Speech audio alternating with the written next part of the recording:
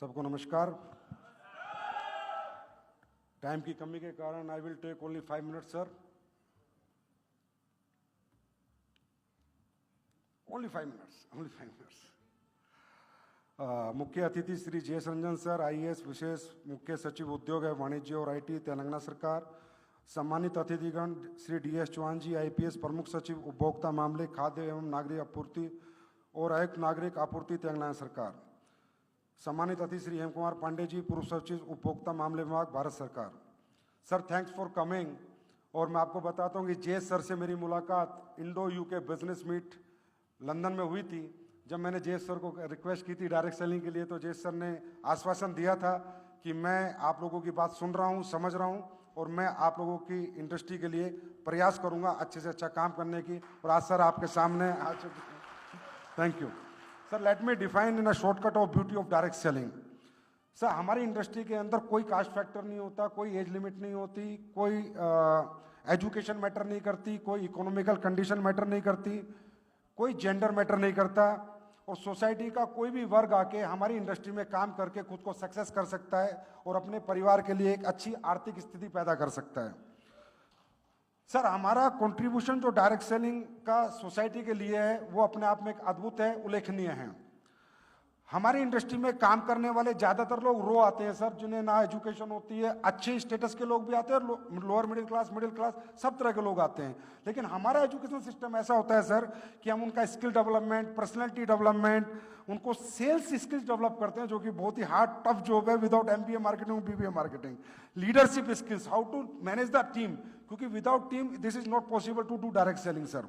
तो leadership skills develop करना, women empowerment, mental health बहुत स्ट्रॉन्ग करते हैं सर। जो लोग बिल्कुल लूज कर चुके हैं लाइफ में कि हम कुछ नहीं कर सकते, उनको हमारा मॉडल, हमारी एजुकेशन, उनका मेंटल हेल्थ डेवलप करते हैं, उनको ये महसूस कराते हैं अभी भी तुम में कुछ है और तुम चाहो तो इस इंडस्ट्री में काम कर सकते हो, अच्छा काम कर सकते हो। बहुत बड़ी बात मैं सर आपको बताने जा रहा हूं, जो कि डायरेक्ट सेलिंग की लोगों के बीच में चर्चा का विषय नहीं है और वो होना चाहिए। न्यूट्रिशन को पूरे वर्ल्ड में सबसे पहले इंट्रोड्यूस करने वाली इंडस्ट्री डायरेक्ट सेलिंग है। Why nutrition is most essential for our body. Nutrition sir 45 years पहले डायरेक्ट सेलिंग ने इंट्रोड्यूस किया। Obesity program of world sir, obesity major program of world आज डायरेक्ट सेलिंग इंडस्ट्री रन कर रही है sir. Obesity का 40 साल से कि ओबेसिटी हमें, हमारे लिए, अपनी हेल्थ के लिए कितनी डेंजरस है और ओबेसिटी से कैसे बचा जाए। इवन सर आज rice bran oil, refined oil, rice bran oil का भी आज हम कहते हैं इंट्रोड्यूस किया था, वो भी डायरेक्ट सेलिंग ने कि राइस ब्रेन ऑयल हेल्थ के लिए अच्छा है। उससे पहले कोई राइस ब्रेन ऑयल नहीं जानता था। तो ये बड़े बड़े काम इसने इंडस्ट्री ने किए। और सर 80% इंडस्ट्री हमारी सर वेलनेस पे ही काम करती है। 80% वेलनेस, लोगों की हेल्थ कैसे अच्छी रहे, लोग हेल्थी कैसे रहें, क्या अच्छा खाएं, क्या छोड़ें, क्या नहीं खाना चाहिए और क्या खाना चाहिए, और कौन से नेचुरल रेमेडीज से आपको ठीक होना है। ज्यादातर 80% हमारी इंडस्ट्री की कंपनियां वेलनेस इंडस्ट्री में काम कर रही है। I am right. और इवन सर आयुर्वेद को भी एक बहुत बड़ा एक्सपोजर इस इंडस्ट्री ने दिया है। बाबा रामदेव के बाद अगर आयुर्वेद के लिए किसी इंडस्ट्री ने काम किया तो वो डायरेक्ट सेलिंग इंडस्ट्री ने काम किया है।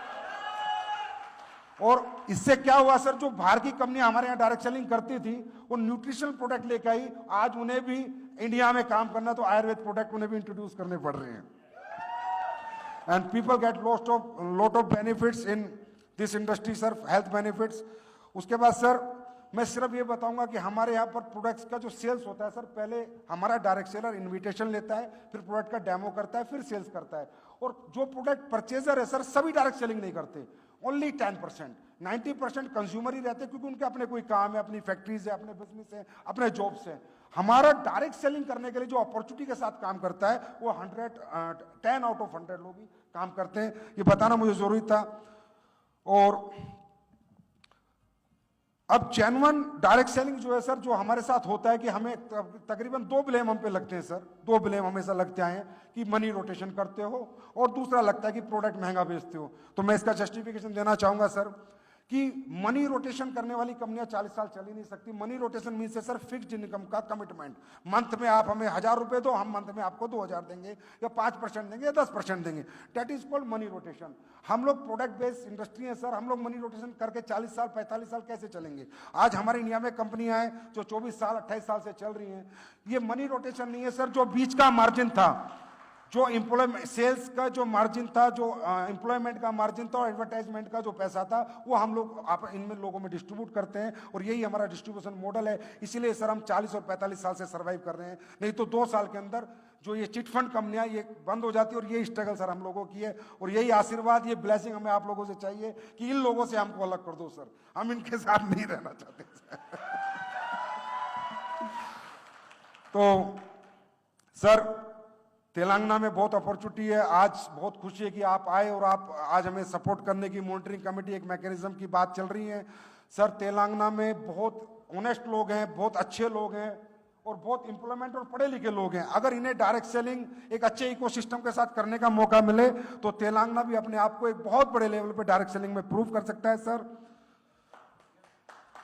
बस लास्ट पॉइंट है सर मेरा, दुख की बात यह है सर कि हमारे इंडस्ट्री में हम ये चाहेंगे कि आप कोई भी मैकेनिज्म बना दीजिए। हम पहली इंडस्ट्री है, आपसे कहते हैं हमें रेगुलेट करो सर, हमें रेगुलेशन दे दो, जो आप कहेंगे हम करेंगे, बस हमें चिट फंड से दूर रखो सर। जो सर हमारे साथ क्या हुआ सर, हजार करोड़ के टर्नओवर करने वाली हमारी कंपनी सर यूएस में सर काम शुरू किया, यूएस में बड़ा बिजनेस कर रही है और तेलंगाना में एक छोटा सा 12,000 रुपए का एक केस उसमें बनाया गया और कंपनी पूरी कोलैप्स हो गई सर। 1000 करोड़ से 100 करोड़ पे आ गई।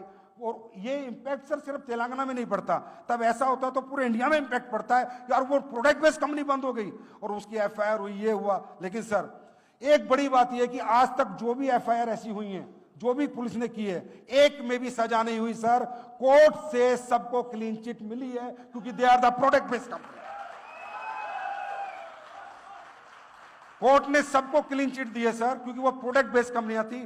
कोर्ट में किसी को सजा नहीं बोली, लेकिन कहीं ना कहीं हमारी इंडस्ट्री का कोलैप्स हुआ, कंपनी कोलैप्स हुई और हमारे पूरे इंडिया में इंपैक्ट बड़ा नेगेटिव गया।